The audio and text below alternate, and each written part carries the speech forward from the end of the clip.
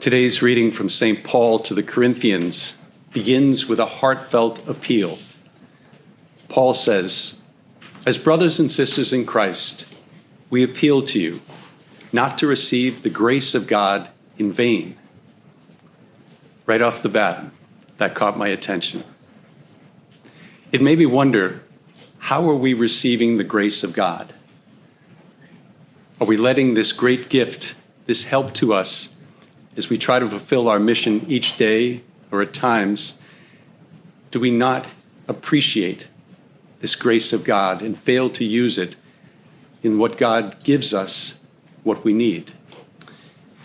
Paul goes on to remind the people of his time and ours of God's message. "In an acceptable time, I heard you, and on the day of salvation, I helped you." We know that in every sacrament, we receive the grace of God. And we also know that we receive his grace in moments of prayer, and even in the moments that we cannot even find a way to ask for God's help.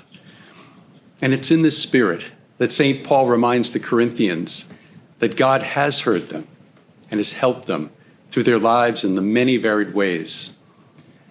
Just this last week, I was on vacation, and I had a chance to do some remembering. It was helped by my talking with my dad, who has a great memory, and a new priest friend from Ireland, along with my ordination classmates and other friends. And I also went down into the cellar, where I discovered some old picture albums.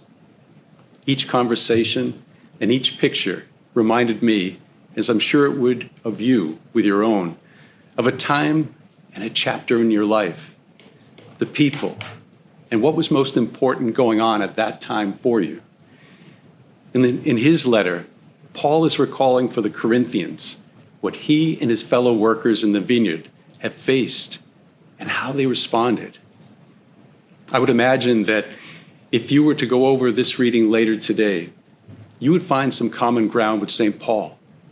Hopefully not the beatings or imprisonment that some of our brothers and sisters face in their homelands, but most likely, you have faced afflictions and hardships. At times, you may have been insulted or constrained because of our faith, maybe even ostracized in certain circles. Jesus, in today's Gospel from Matthew, is the very foundation for Paul's message, where he says, "When someone strikes you on the cheek, turn the other one to him as well." Jesus then goes on to call us to further acts of charity in sharing what we have with those in need, whether it's our time, our talent, or our treasure. St. Paul is very clear that being a follower of Jesus is not easy. But at the same time, he reminds us and he cheers us on to overcome the moments of chastisement and sorrow through cooperating with God's grace, a grace that allows us to live a life of purity of heart and body, to live a life of faithfulness to God and those he has given to us in our families and friendships, a life that includes patience and kindness when the natural reaction might be the very opposite. My brothers and sisters, how will we receive the grace of God? The outcome of the rest of this day, and for that matter, for the rest of our lives, depends on how we answer that question.